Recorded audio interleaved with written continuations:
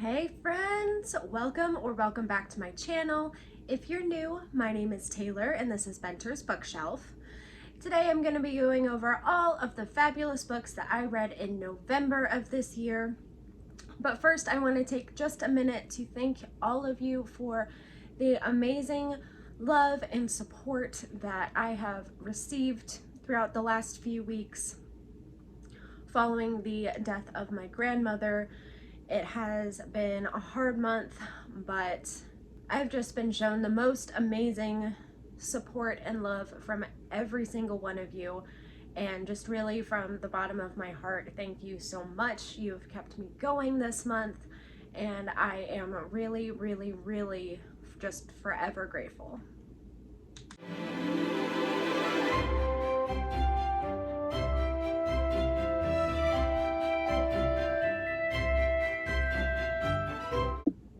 So for the month of November, I read 17 books, and I participated in the Gilmore Girls Readathon hosted by Liv's Library.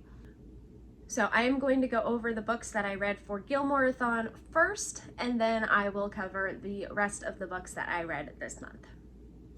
So I've read a total of 5 books for Gilmore-a-thon, and the first one is Stargazing by Jen Wang. Now this is a middle grade graphic novel, and we follow Christine, who is a Chinese American, and her new friend Moon, who has just moved into the outbuilding on Christine's property. Now Moon is unlike anyone that Christine has ever met before, and they become friends very quickly. Moon has this idea in her head that she is not actually of Earth, that she is a celestial being, and that at some point her family from up in the heavens is going to come back and collect her. But then catastrophe strikes and things start to fall apart for Moon, and Christine has to learn within herself how to be the kind of friend and the kind of support that Moon needs during this time. It is a very, very, very heartfelt book, and the illustrations are adorable. If you watched the movie Turning Red from Disney, it has a lot of the same young teen vibes and goofiness that Turning Red has, as well as the ability to deal with more serious topics. So if you're a fan of Turning Red, I definitely recommend Stargazing, because they are very similar, but they're not exactly the same stories, so it is different enough that you won't get bored. And the last thought on Stargazing is just going to be my rating, and that was 4 stars. The next book that I read for Gilmore-a-thon is The Nest by Cynthia D'Aprix Sweeney. Now, this is a family drama type book. It's not a thriller, it is more a slice of life family drama. And we are following 4 siblings, and they're sort of fight, or I guess disagreement, about the inheritance that their deceased father had left for them and is now supposed to be doled out per the requirements of the trust. So there's a lot of drama, there is a lot of squabbling between the siblings. Unfortunately, I can't really tell you much more than that. It was a very confusing book. There were so many different points of view that we kept switching between, and it was hard for me to follow along. The parts that I was able to follow along with were really good.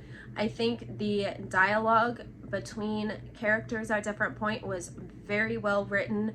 And I think that the storylines, while there were many, they were all very fleshed out, so I wasn't really left with a desire for more.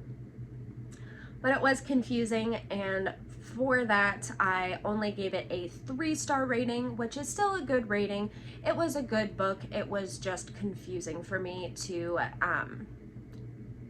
really follow along as much as I feel like I needed to, and made it kind of just a more difficult read in general.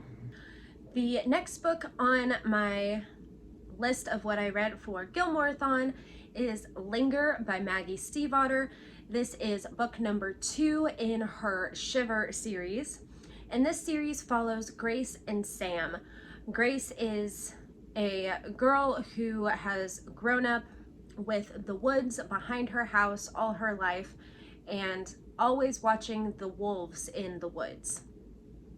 Sam is a boy who is a wolf in the winter and human in the summer, and has been watching Grace too as one of the wolves who live in the woods behind her house.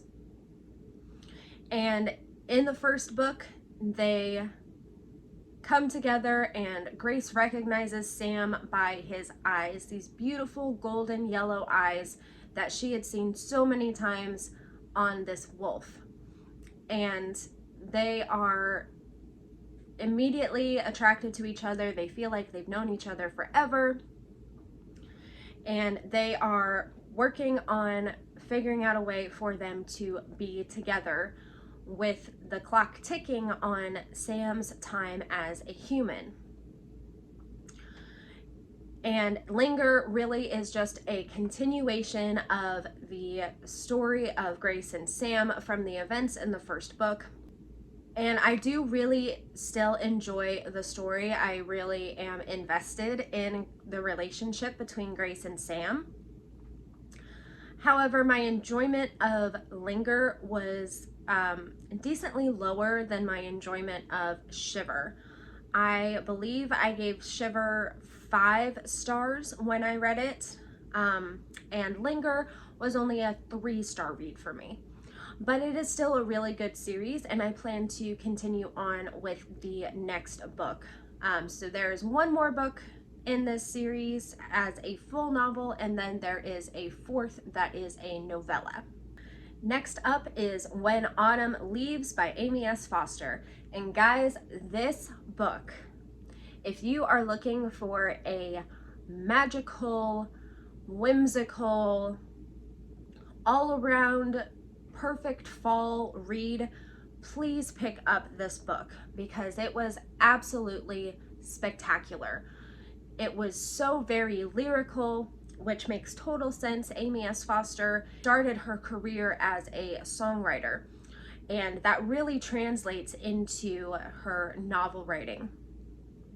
So we are following this town witch, Autumn, and she is the resident witch for the small town of Avening, and she has been for a long time. And part of the mystery about her is no one knows exactly how long she's been there. But it is time for her to move on and move up in her coven. It's not called a coven, but for explaining purposes, I'm going to use the word coven. But before she moves on, she has to pick her replacement to be the basically town witch of Avening. So she has a list of candidates that she is going through, and over the course of her last year in Avening, she is getting to know more and sort of testing their powers and making sure that she is going to make the right decision for who to replace her. So we follow a whole bunch of different candidates, and each one, their story is connected to one of the pagan holidays. And at the beginning of the book, there is actually a calendar of the pagan holidays, so we know sort of where in the year we are. And I thought that was really cool. It's so heartwarming, and it's really all the like found family vibes, as well as the small town vibes and everything you could want for fall, just all wrapped up in one perfect little book. And I could not recommend it more. I gave it a shining 5 out of 5 stars. Please, please, please pick up this book because it is so good. All right, and the final book that I read for Gilmore-a-thon was actually the group buddy read that everyone read who was participating in the readathon, and that is As Seen on TV by Meredith Shore. This book was blurbed by Abby Jimenez, saying that it is adorable and steamy fun that is full of Gilmore Girls vibes, and that is why this book was picked as the group buddy read for the Gilmore-a-thon. So this book follows Idina Geller, who is a journalist, and she is trying to make her break in the writing world. And she comes up with the idea to go to a real-life small town and basically compare it to all of the small towns that you see in Hallmark films. She finds out that there's this big developer who is planning on building this giant condo with a whole bunch of shops on the ground floor in this small town of Pleasant Hollow. And she is hoping to find a story there. However, when she gets to Pleasant Hollow, it's not anything like Hallmark movies. And she is extremely frustrated and kind of freaking out because she doesn't have a story. And for her to get this break into the writing world, she needs to come up with a story. Now, this is a romance, so of course there is this guy that she meets in the small town, and once again she is super disappointed because this wonderful guy that she meets and starts to have feelings for isn't actually from the small town. He is a city boy who is in the small town as the project manager for the big development. So the majority of this book is Idina whining and complaining, and quite honestly is very annoying. And as the reader, I was just like, I know what your story could be. You aren't figuring it out. Figure it out already. It was a little exasperating trying to get through this book, but she got there in the end. And the romance, while it was a very like generic,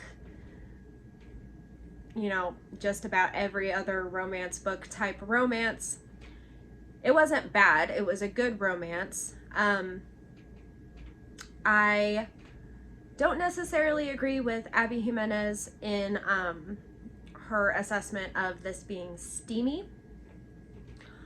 I wouldn't say that it was steamy. There was a tiny bit of the like raunchy scenes and things, but not enough that I would characterize this as steamy. But all in all, it was a decent book, and I gave it a 3-star rating. All right, on to the rest of the books that I read for November.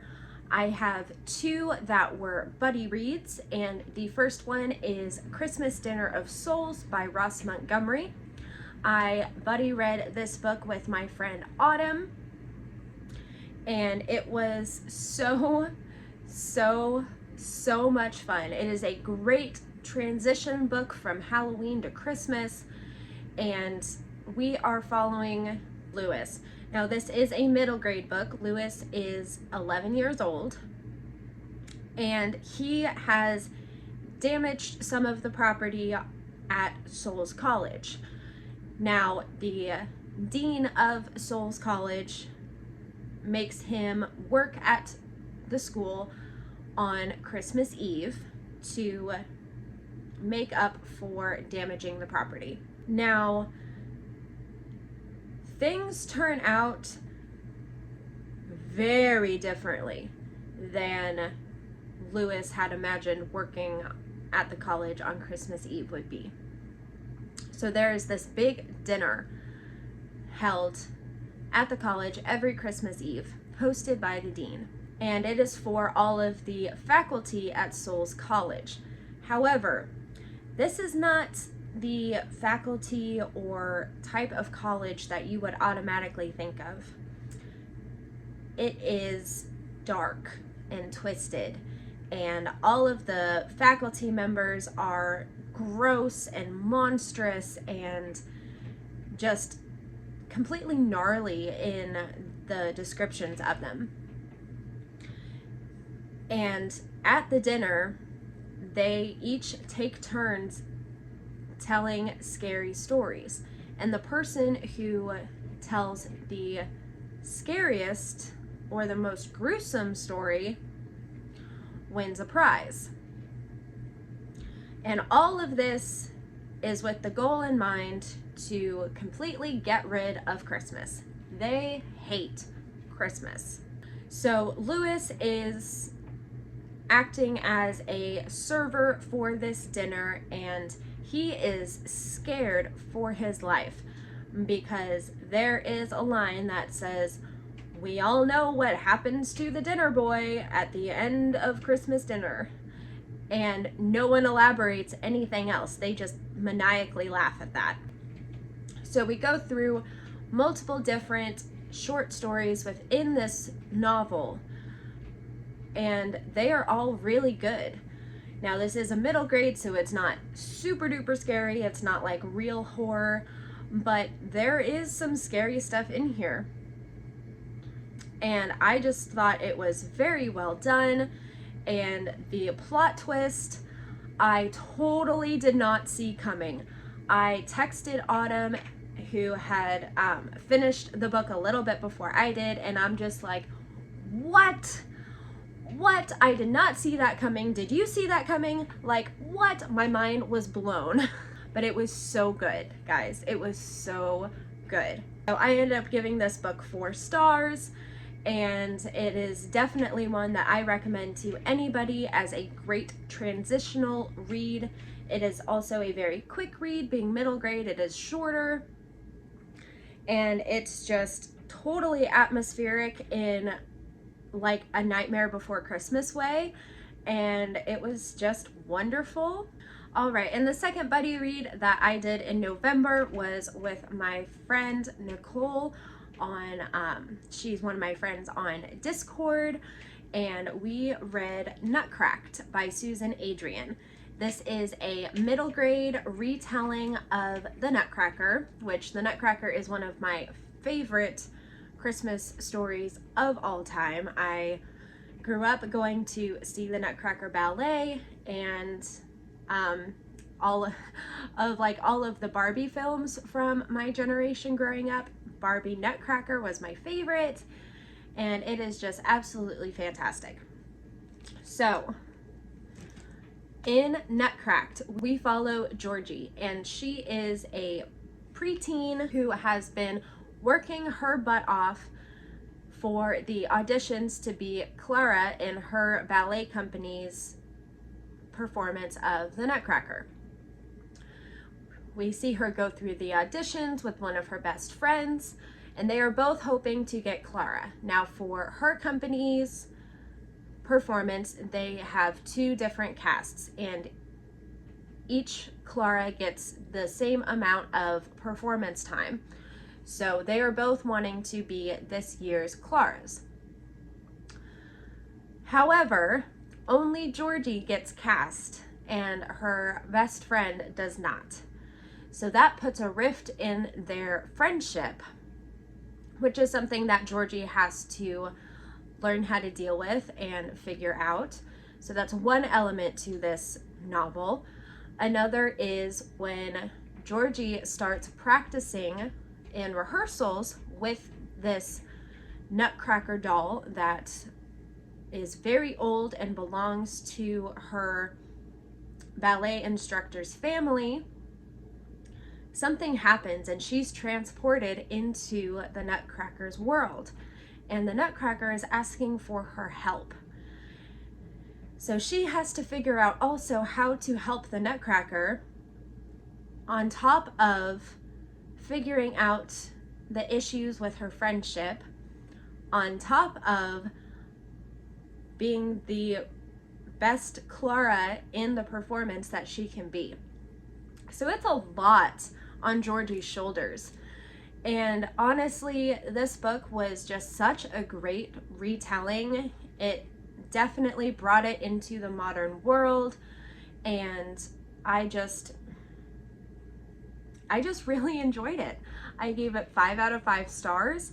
And guys, look at the illustration on the cover here. Like, it's just gorgeous. And there's not like actual illustrations in the book, but on the like chapter title pages, there's beautiful decorations, as you can see. And it's so wonderful a read for this time of year, for the Christmas season. It definitely got me in the mood. And I even turned on the score of the Nutcracker Ballet in the background while I was reading it, and it was just so comforting and wonderful. And it was really awesome to talk to Nicole about it because she also loved the book, and I just totally recommend it for all ages for the Christmas season. And my older daughter did read it and loved it as well. So it is perfect for that middle grade age group. Also this month I read an ARC and reviewed it for NetGalley, and that is Belittled Women by Amanda Sellet. It was just published on November 29th, so it is now available for you all to pick up and read, and I highly recommend that you do so. So this is a Little Women retelling, and I love Little Women. It is one of my favorite classics of all time. So we follow this family in Kansas, and their mother is obsessed with Little Women, to the point that she named her daughters after the daughters in Little Women. So the main character that we follow is Jo. And she is obviously named after the Jo in the novel. Now, she is with her family in a theatrical production during the summertime, sort of a tourist attraction called Little Women Live, where they have transformed their home and property into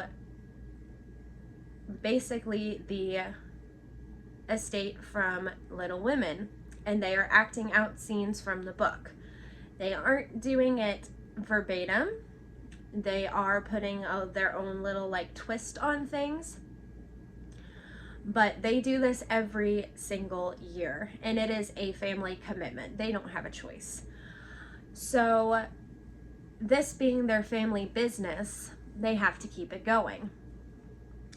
Jo is now older and is a junior in high school and super involved with her track team.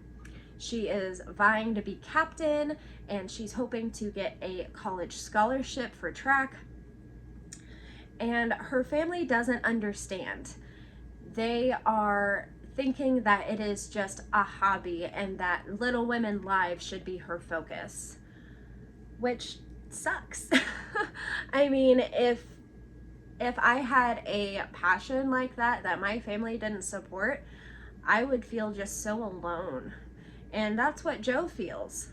So this photojournalist is coming to do a story on Little Women Live, and the whole family is trying their best to impress this journalist because they really need the publicity. And Jo and her family are working through a whole slew of different emotions and conflicts, and it's just a really great family dynamic. I think there is a lot of similarities to the March family in Little Women, but there are differences because this is set in modern times. There's also a little bit of a love triangle in this, which I think is perfect, but it's not with the Laurie character necessarily. So there is a guy that plays Laurie in Little Women Live.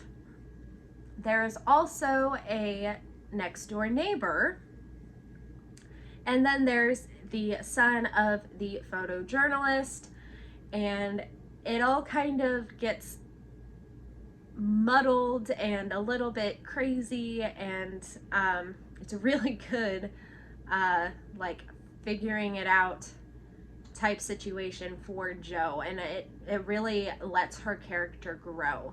So yeah, I gave this 5 out of 5 stars. It was super spunky and a great modern retelling of Little Women. If you are a fan of the original classic, please pick up Belittled Women because I think you would really enjoy it. And yeah, it is now available. So go to your bookstores, check your library and see if they have a copy yet, and just dive in because it is worth the read. Also this month I read 3 different short story collections or anthologies. The first being 8 Ghosts, the English Heritage Book of New Ghost Stories. This is edited by Rowan Ruth, and the authors include Sarah Perry, Andrew Michael Hurley, Mark Haddon, Camilla Shamsey, Stuart Evers, Kate Clanchy, Jeanette Winterson, and Max Porter. And there are also 2 afterwords included with this collection, and those are by Andrew Martin and Catherine Davey. Now, this project I thought was super cool, such a great idea. So all of these authors were granted after hours access to a bunch of different heritage sites across England. And they followed stories and legends of hauntings at these different places and came up with some fantastic new ghost stories based in these heritage sites. I really enjoyed all of the stories. I thought they were absolutely fantastic. Some were more scary than others, but they all had a very eerie feeling to them. And I gave this collection 4 stars. The second collection of short stories that I read is Doorbells at Dusk, and this is edited by Evans Light. The authors include Josh Mallerman, Sean Eads, Amber Fallon, Charles Gramlich, Joe Koch, Curtis Lawson, Lisa Lepevetsky, Adam Light, Chad Letsky, Jason Parent, Thomas Vaughn, Joshua Viola, Ian Welk, and Gregor Zane. Now these are all Halloween themed short stories, and it is adult horror collection, so they are more on the scary or gruesome end of the spectrum, but they were all really good. I really enjoyed the different takes on like some classic Halloween themes, and I gave this collection a total of 4 stars as well. And the final short story collection I read for this month is On the Way to Christmas, 3 stories. So this is definitely more of a novelized collection because they are 3 larger stories instead of, 8 to 10 super short stories. And this is by Sheila Roberts, Melissa Ferguson, and Amy Clipston.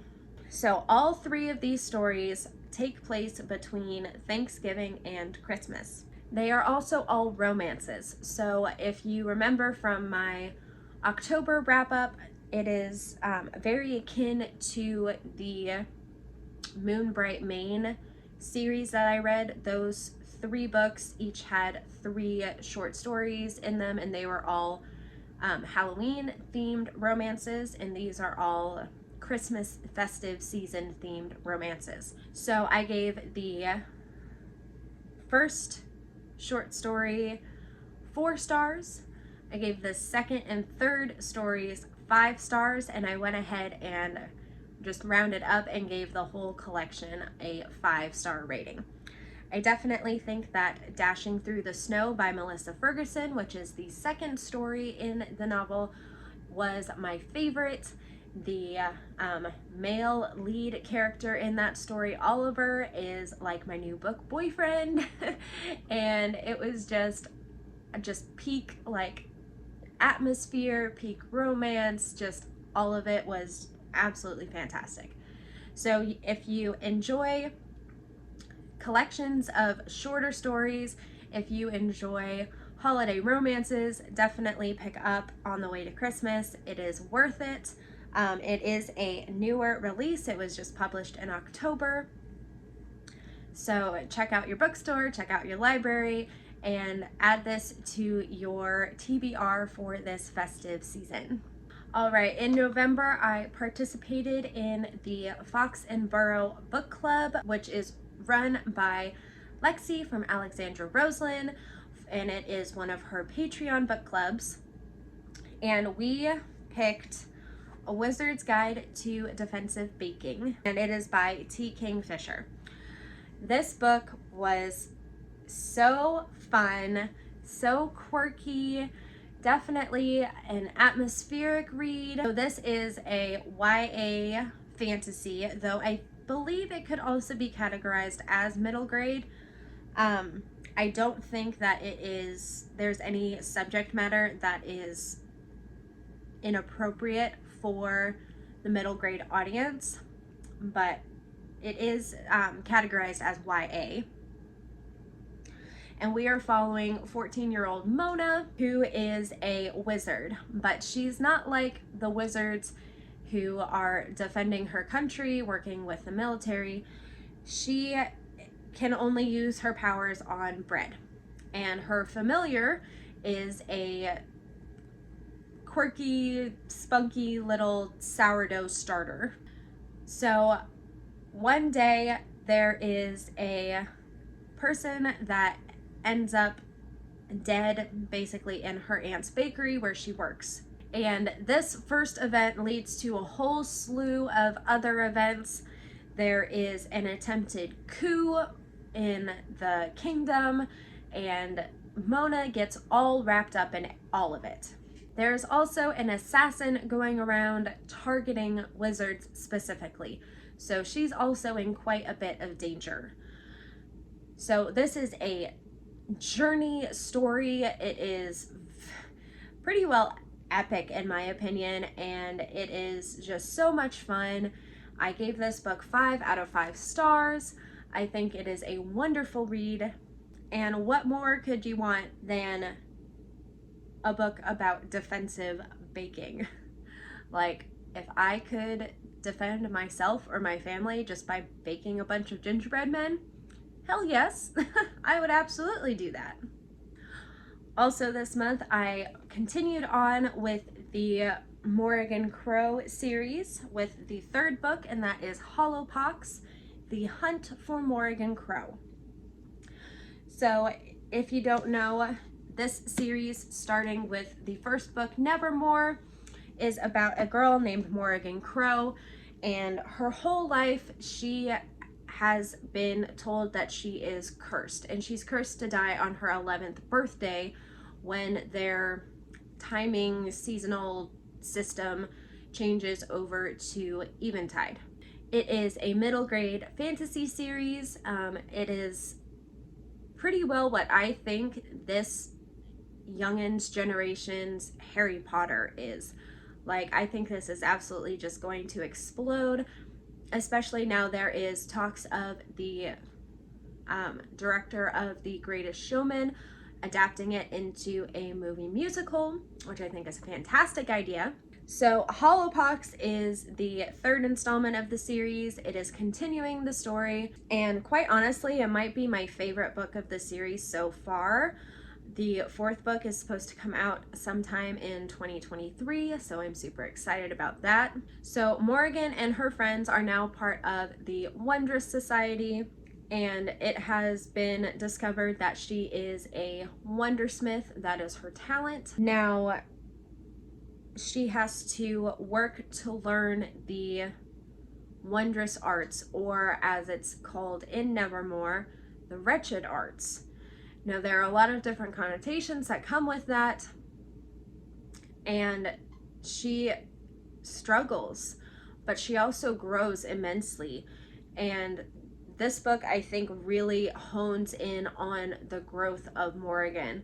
And I think that's probably why it's my favorite so far, is because we really dive deep into Morrigan as a wondersmith and learning everything that she needs to know to be this presence for good in the Free State when everyone associates wondersmith with evil. So there's a lot of challenges that she has to go through, and it's just a wonderful continuation of Morrigan's story. So if you haven't started this series, please go pick up Nevermore and get started, because I promise you it is worth it. All right, next up we have the book Apples Never Fall by Liane Moriarty. Now, Liane Moriarty is a big name in the book world, and she was the author of Big Little Lies, among many other books. This was my first experience with her writing. And Apples Never Fall follows the Delaney family. There are 4 children, 2 boys, 2 girls, their father, Stan, and their mother, Joy. Now, one day, a stranger named Savannah knocks on the door of Stan and Joy Delaney and has this story of escaping from a toxic boyfriend and not having any money or anywhere to go. She's not even wearing shoes, and it's freezing cold outside. So they bring her in, they take care of her, and she in turn takes care of them and kind of becomes their like long-term guest. Well, shortly after she leaves them, Joy Delaney goes missing, and it's a whole thing of, did Stan do anything to her? You know, she's missing for a few weeks, and her children are freaking out, and they're working with the police. This is supposed to be a mystery thriller, which it nails the mystery part. However, I don't think this is a thriller. There wasn't enough oomph to it for it to really be a thriller. And quite honestly, it was really hard for me to get through it. There was a lot of unnecessary detail, and quite frankly, it was just boring to me. But it wasn't the worst thing I've ever read, and I did end up finishing it. I did not DNF it. So I ended up giving it a 2-star rating. I'm not going to let it count out Liane Moriarty as an author for me yet, since this is the first book of hers that I have read. I'm hoping that there are others in her catalog of work that I will enjoy more. But as for Apples Never Fall, it was not that great. All right, next up is A Cup of Silver Linings by Karen Hawkins. This is the second book in the Dove Pond series. The first book, The Book Charmer, I read earlier this year and really enjoyed. And this second book, we are following Ava Dove, the sixth of 7 Dove sisters. And before I go any further, there's not really anything spoilery. These are more companion novels, as each one is following a different member of the Dove family. So this one follows Ava, and her gift is tea. She can make tea blends for specific individuals to help with whatever is ailing them, whether it be grief or achy joints. She is able to whip up a tea that cures them of the ailment. So in this one, she is getting ready to open up her own tea room in the town of Dove Pond, and something happens, and one of the teas that she made for one of the townspeople ended up not working. But it's the same tea that she's been making for this woman for years. And it caused this woman to have a whole bunch of hallucinations of her dead husband, and it was just a bad situation. So Ava is trying to figure out what the heck happened with this batch of the same tea that she's been making for this woman for years. Meanwhile, one of Ava's neighbors, Kristen Foster, just lost her mother. And her grandmother has come into town to take care of Kristen. And the grandmother is very different from Kristen's mom. So there is a clash of personality there. There's also the pressure because the grandma is wanting them to move back to where she lives in not too long and have Kristen start a new life there. And Kristen doesn't want to leave Dove Pond, which is her home. So Kristen decides to take up this quest of finding her father, who she's never known, to try and convince him to let her live with him so she can stay in Dove Pond. Ava finds out that Kristen holds the key to fixing the tea and helps Kristen in her quest to find her father. So it is definitely a small town community come together and a journey for both Ava and Kristen and the grandmother, and it's definitely a journey of healing as well. And while there are a lot of somber themes to this one, the heartwarming journey to healing and to goodness is just wonderful. I gave this one 4 out of 5 stars, and I'm super excited for the third one, which should be coming out next year. This next book is probably my favorite book of the year, and should not come as a surprise to anybody, but that is Babel by R.F. Kuang. Guys, this novel is an absolute masterpiece.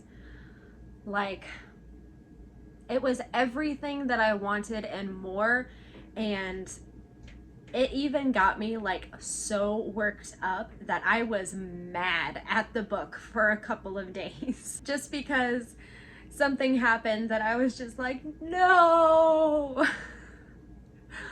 But that is such a sign of fabulous writing to be able to elicit those kinds of reactions. So Babel, we are following Robin Swift. This is set in the 1800s. It is an adult historical fantasy. And Robin was orphaned in Canton during the cholera epidemic, and he was brought to London as the ward of Professor Lovell.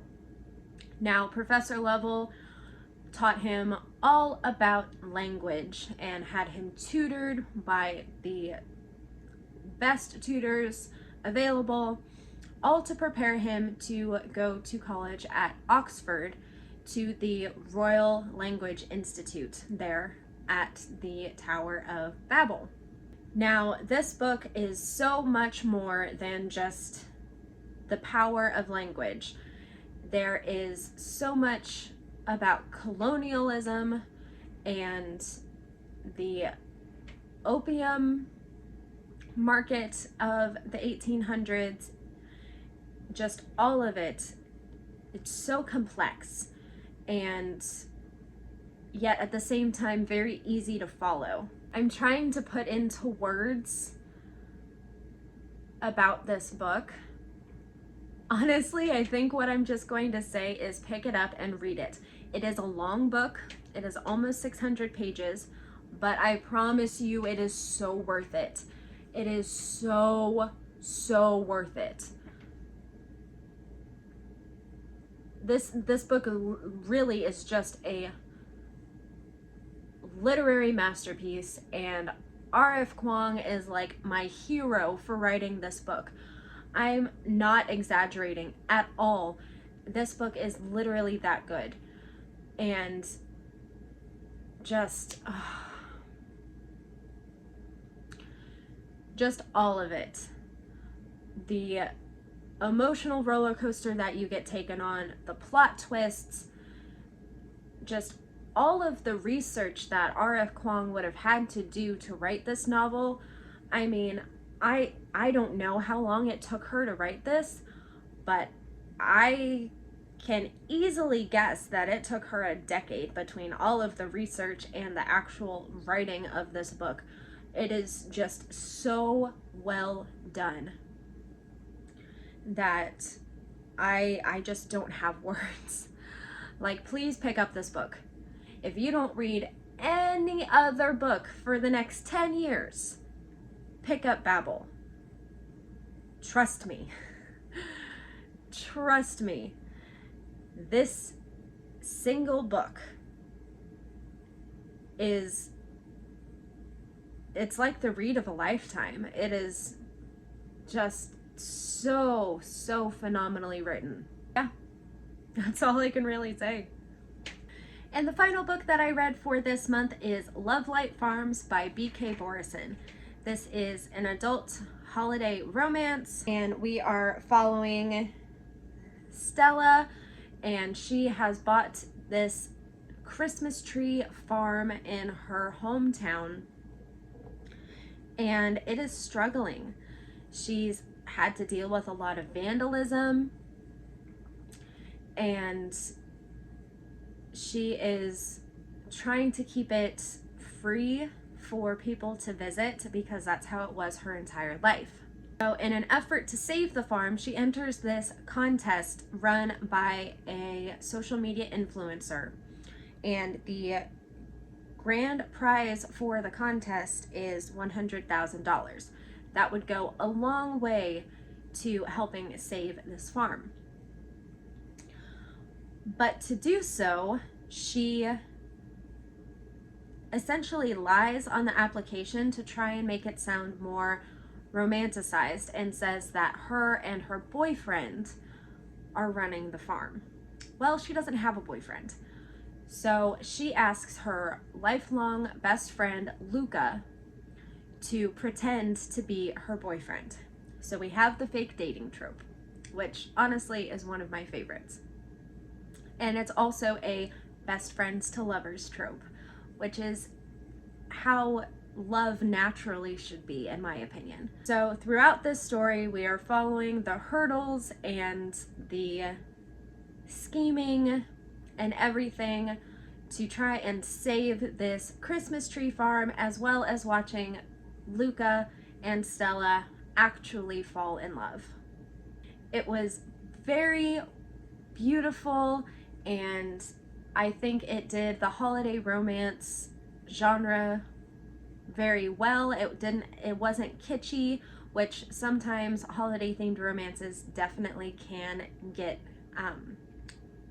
can cross the line into kitschiness, but this one didn't. It was just a wonderful holiday romance, and I was definitely invested in the budding relationship between Stella and Luca. So the writing did its job, and I ended up giving this book 4 stars.